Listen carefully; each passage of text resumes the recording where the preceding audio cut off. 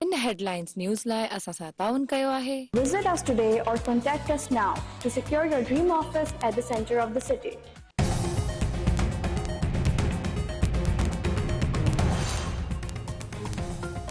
निगरान परॾेही वज़ीर जलील अब्बास जीलानी जो आहे त इसराइल सां लाॻापन जे मामले में पाकिस्तान पंहिंजो फ़ैसिलो मुल्की मफ़ादनि में कंदो। पाकिस्तान फ़लस्तीनी अवाम जे मफ़ादनि खे नज़र में रखी फ़ैसिलो कंदो। इसराइल जे परॾेही वज़ीर केतिरे ई अरसे खां पाकिस्तान जे कंहिं बि अमलदार सां मुलाक़ात नाहे कई।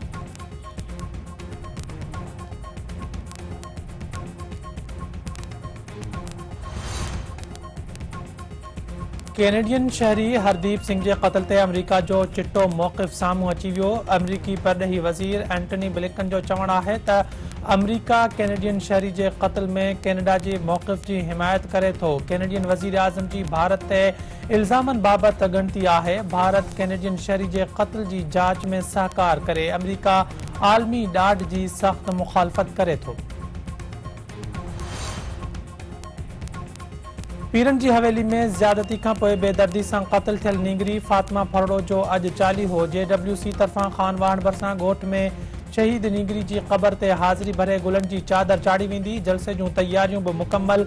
सियासी समाजी और कौम परस्त तंजीमन के अगवानन समेत सान्या वंद शिरकत कंदा।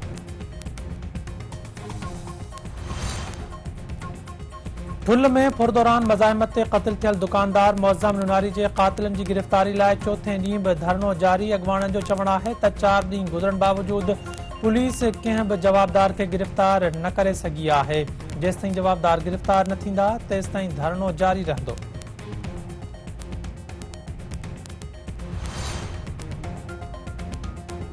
कुंभ वेझो रेंजर्स ऐं खैरपुर पुलिस की ॾोहारियुनि ख़िलाफ़ कार्रवाई। 4 जवाबदार गिरफ्तार। पुलिस जो चवणु आहे त कार्रवाई दौरान ॾोहारियुनि तरफ़ां पुलिस ऐं रेंजर्स ते फायरिंग कई वई। जवाबी फायरिंग में 3 मंशियात विकिरो कंदड़ ज़ख़्मी थी पिया। मंशियात जे अॾे ते छापे दौरान वॾे मिक़दार में मंशियात ऐं हथियार हथ कया विया आहिनि।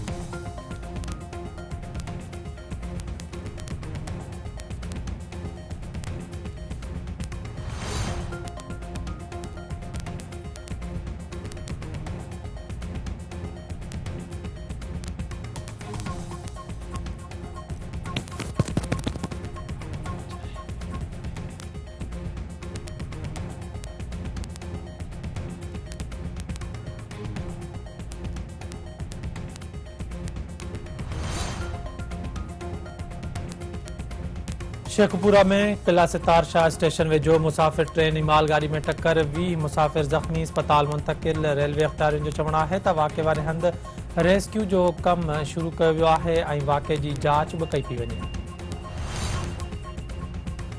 ऐं टंडियल यार भरिसां कोटड़ी खां रामा पीर जे मेले में वेंदड़ यात्रियुनि खां फुर। मज़ाहमत करण ते हथियारबंदनि 5 ॼणनि खे ज़ख़्मी करे छॾियो। अस्पताल मुंतकिल।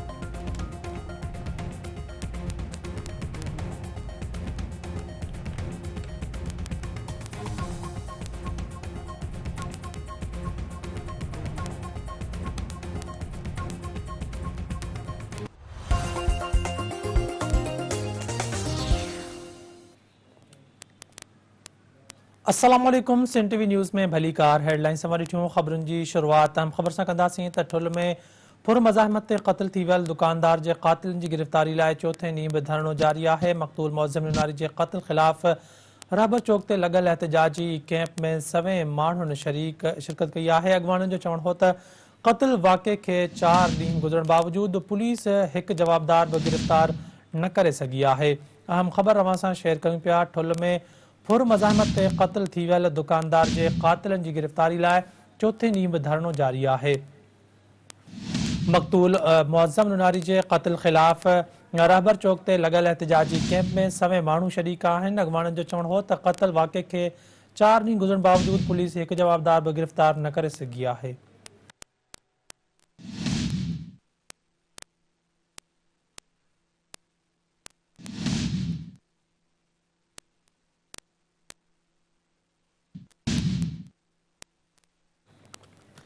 अहम खबर अवां सां शेयर कयूं पिया। ठुल खां त ठुल में फुर मज़ाहमत ते क़त्ल थी वियल दुकानदार के कातिलन की गिरफ्तारी लाइ चौथे ॾींहुं भी धरनो जारी है। मक़तूल मुअज़्ज़म नुनारी के कत्ल ख़िलाफ़ रहबर चौक ते लगल एहतजाजी कैंप में 100 माण्हू शरीक आहिनि। अॻवाणनि जो चवणु हो त क़तल वाक़े खे 4 ॾींहं गुज़रण बावजूदि पुलिस हिकु जवाबदार बि गिरफ़्तार न करे सघी आहे। ही अहम ख़बर अवां सां शेयर कयूं पिया। ठुल में पुर मज़ाहमत ते क़तल थी वियल दुकानदार जे क़ातिलनि जी गिरफ़्तारी लाइ चोथे ॾींहुं बि धरणो जारी आहे।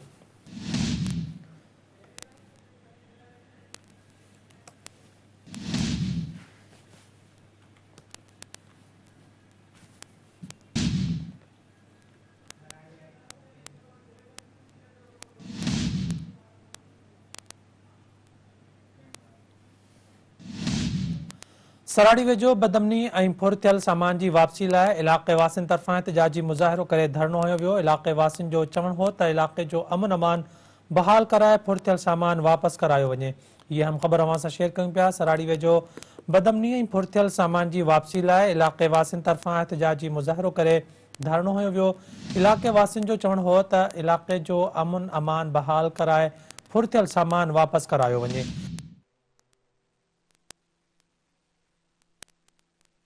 अहम ख़बर अवां सां शेयर कयूं पिया। सराड़ी खां सराड़ी वेझो बदमनी ऐं फुर थियल सामान जी वापसी लाइ इलाक़े वासियुनि तरफ़ां एहतिजाजी मुज़ाहिरो करे धरणो हयो वियो आहे। इलाक़े वासियुनि जो चवणु हो त इलाक़े जो अमन अमान बहाल कराए फुर थियल सामान वापसि करायो वञे। ही अहम ख़बर अवां सां शेयर कयूं पिया। सराड़ी वेझो बदमनी ऐं फुर थियल सामान जी वापसी लाइ इलाक़े वासियुनि तरफ़ां एहतिजाजी मुज़ाहिरो करे धरणो हयो वियो आहे।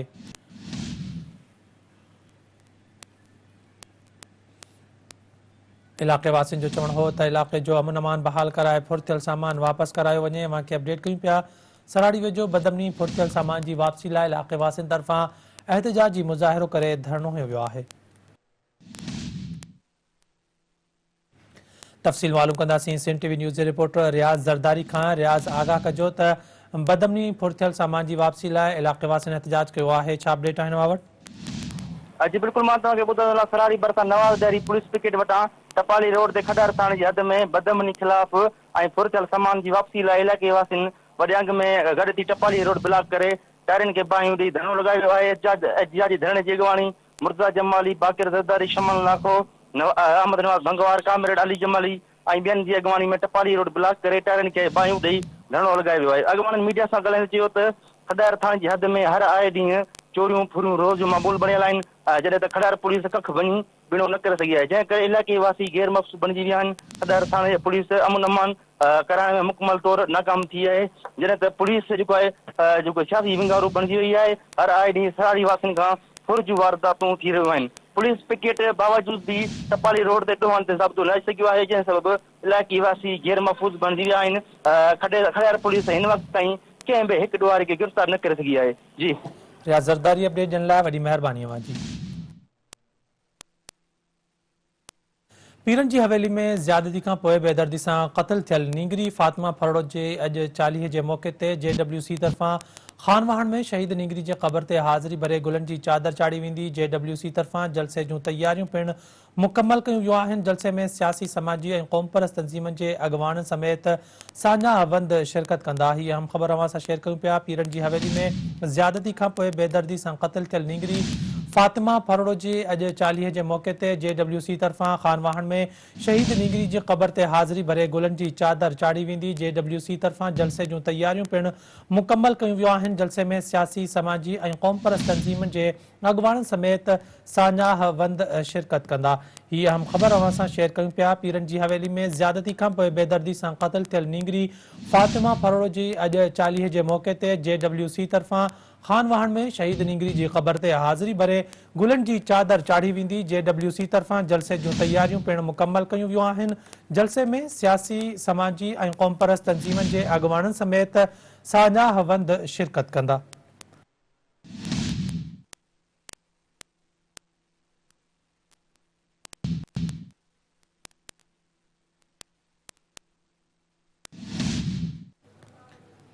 तफ़सील मालूम कंदासीं सिंध टीवी न्यूज़ जे रिपोर्टर अब्दुल हफ़ीज़ सातो खां। अब्दुल हफ़ीज़ आगाह कजो त फातिमा फरोड़ जे 40 जे मौक़े ते JWC पारां अॼु जलसो कयो पियो वञे। छा अपडेट आहिनि अवां वटि? जी बिल्कुल, तरफ़ां अॼु जेको ॻोठ अली मोहम्मद फरोड़ में रानीपुर जे हवेलीअ में बेदर्दीअ सां क़तल कयल शहीद न्याणी फातिमा फरोड़ जो 40 जो हिते प्रोग्राम रखियो वियो। हुन जूं तयारियूं मुकमिल थी वियूं आहिनि ऐं मरकज़ी क़यादत पिणु पहुची चुकी आहे हिते। ऐं पिंडाल सॼो तयारु थी वियो आहे, मुकमल तयारियूं आहिनि ऐं अवाम वास्ते अची पियो। काफ़िला मुख़्तलिफ़ शहरनि खां निकिरी चुका आहिनि, सियासी समाजी ऐं सहाफ़ती तंज़ीमुनि जा, ऐं हिते तयारियूं मुकमल आहिनि। हींअर JWC जी मरकज़ी क़यादत जेकी आहे उहा हिते पहुची चुकी आहे। जी अब्दुल हफ़ीज़ सातो अपडेट ॾियण लाइ वॾी महिरबानी जी। नज़ीर निगरान परॾेही वज़ीर जलील अब्बास जिलानी चयो आहे त इसराइल सां लाॻापन जे मामले में पाकिस्तान फ़ैसिलो मुल्की मफ़ादनि में कंदो। इसराइली परॾेही वज़ीर एली कोहन जे उन बयान ते केतिरनि ई मुसलमान मुल्कनि जे अॻुवाणनि सां मुलाक़ात थी आहे जिन इसराइल खे तस्लीम नाहे कयो, जिन ते पाकिस्तानी सफ़ारतखाने वाज़े कयो आहे त इसराइली परॾेही वज़ीर वेझड़ में कंहिं बि पाकिस्तानी अमलदार सां मुलाक़ात नाहे कई। निगरान परॾेही वज़ीर जलील अब्बास जिलानी जो जारी कयल बयान में चवणु हो त पाकिस्तान फ़लस्तीनी अवाम जे मुफ़ादनि खे नज़र में रखी को बि फ़ैसिलो कंदो। संदसि चवणु हो त इसराइल जे परॾेही वज़ीर केतिरे ई अरसे खां पाकिस्तान जे कंहिं बि अमलदार सां मुलाक़ात नाहे कई। माज़ी ते नज़र विझूं त अॻूणे सदर